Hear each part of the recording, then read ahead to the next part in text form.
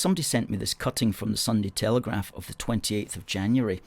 And I don't know, I've never heard this information before, but I thought that it was interesting. I'm going to read it out. And this was as a consequence of some cellist, some musician, claiming that he didn't like Rule Britannia for the usual reasons, I don't know, jingoistic or whatever, and he didn't want it played at the proms. And so it was a response to that. And this gentleman writes in from Cornwall, perhaps if there was wider awareness of the origins of these words, minds might be set to rest. Rule Britannia was inspired by a lad from Penryn, Cornwall.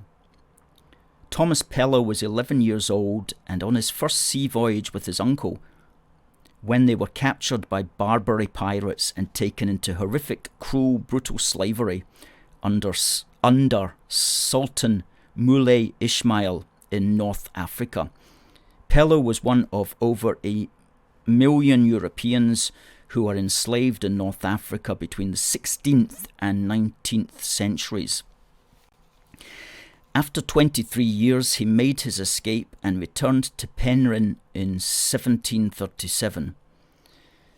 He wrote a book about his enslavement, which helped inspire the poem by James Thomson, which was then set to music by Thomas Arne in 1740. So Rule Britannia is an exhortation, a command to the Royal Navy to prevent Britons being enslaved by pirates who captured our ships, raided our shores, and put fear into many coastal communities over a good many years.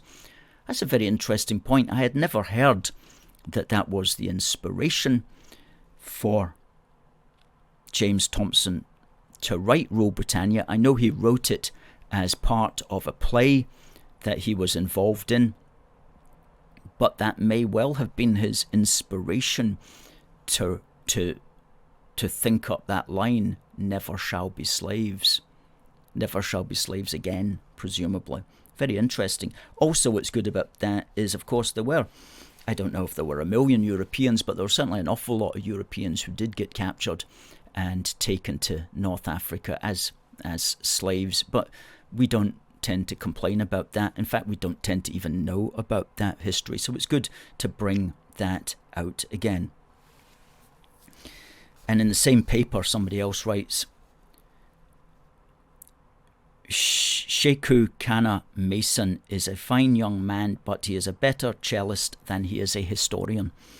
If Britain had not, quote-unquote, ruled the waves, the Royal Navy would not have been able to enforce the abolition of the Slave Trade Act passed by Parliament in 1807.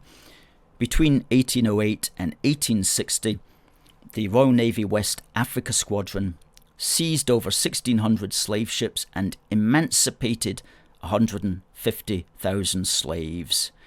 We therefore have every reason to sing this patriotic song with pride. A couple of interesting letters there from the 28th of January's Sunday Telegraph. Thanks to the person that brought those to my attention. David says, Rule Britannia can't even rule the channel. Well, sir, you are unfortunately right about that. These days, it's a song which is perhaps more aspirational than reflective of reality. As it was back in that day as well. It was an aspirational song back in that day when James Thomson originally wrote it. Britain didn't rule the waves, and it was only later, after that song had inspired people, that Britain did rule the waves. So we see these songs like Land of Hope and Glory as well. That's another one as aspirational these days. They're not reflective of reality, but they're something to aspire to. And in that regard, they are very powerful songs.